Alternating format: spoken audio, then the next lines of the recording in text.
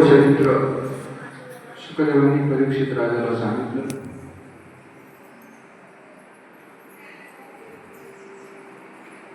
पहिला मनुष्याच्या 3 कन्या, त्यांचा विचार थोडक्यात सांगितला. आहुती, देवहूती, प्रसूती. आता दुसऱ्या क्रमांकाचा पुत्र आहे उत्तानपाद.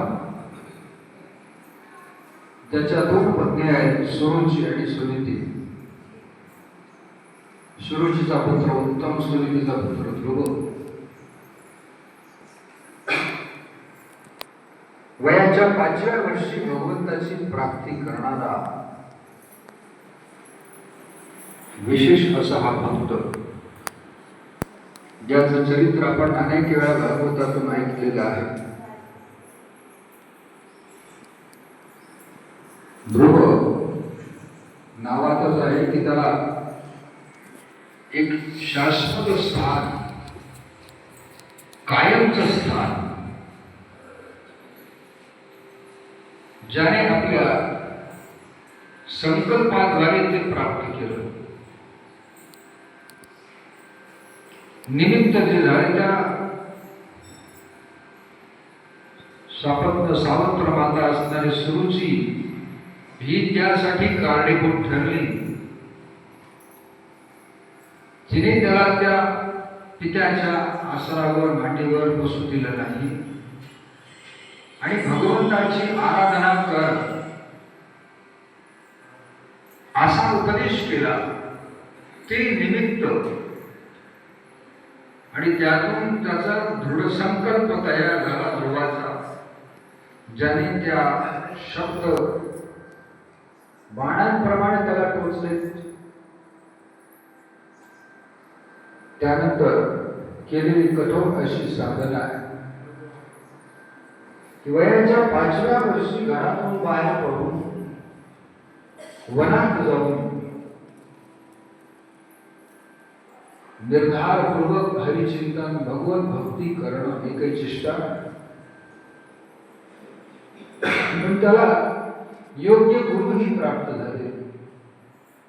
ध्रुवाला देवर्षी नारद सद्गुरू म्हणून प्राप्त झाले आणि नारदांनी केलेल्या मार्गदर्शनामुळे, उपदेशामुळे ध्रुवाने अत्यंत कमी कालावधीमध्ये भगवत प्राप्ती केलेली आहे. 6 महिन्याच्या कालामध्ये भगवत प्राप्ती झाली. पण 6 महिने केलेली साधना जी आहे ती अत्यंत कठोर आहे. जेव्हा भगवंताची प्राप्ती, भगवत दर्शन झालेलं आहे,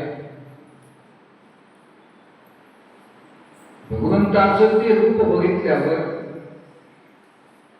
काय बोलावं हेच त्याला सुचना. भगवंतानेच त्याला बोलत केलं. पस्पर्शबालम कृपया कपोले. त्याच्या गालाला शंख घासला आणि ध्रुवाला बोलायला प्रेरणा दिलेली आहे. आणि त्यानंतर ध्रुवाने जी काही भगवंताची स्तुती केली ती अद्भुत अशी स्तुती आहे. योऽन्त प्रविश्य मम वाचमिमां प्रसुप्तां सञ्जीवयत्य अखिल शक्तिधर स्वधाम्ना अन्यांश्च हस्तचरणश्रवणत्वगादि प्राणान् नमो भगवते पुरुषाय तुभ्यं. ध्रुवाने भगवंताची जी स्तुती केली त्या स्तुतीचा अर्थ बघून वयाच्या 5व्या वर्षी भगवंताची स्तुती कशी करावी, भगवंताची स्तुती करणं प्रत्यक्ष भगवान समोर आल्यानंतर ती स्तुती करणं आहे. तो म्हणतोय की योऽन्त प्रविश्य,